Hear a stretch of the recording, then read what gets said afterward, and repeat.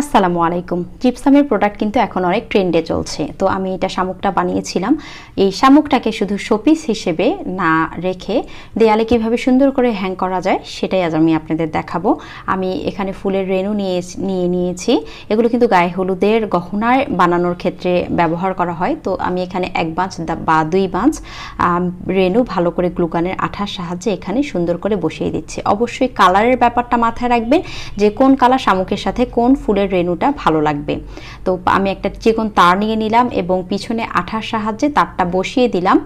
আর M seal নিয়ে নিচ্ছি। এমসিলের 2টা অংশ একসাথে ভালো করে মিক্স করে সেই তারের মধ্যে লাগিয়ে দিব। আপনি যেই হিসেবে রাখতে চান সেভাবেই কিন্তু তারটা লাগাবেন।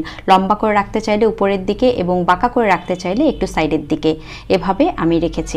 আমার এই আইডিয়া আপনাদের কেমন লেগেছে জানাতে ভুলবেন না। আর লুবনা কার্স বিডি পেজ এবং ইউটিউব চ্যানেলের সাথেই থাকবেন। আল্লাহ হাফেজ।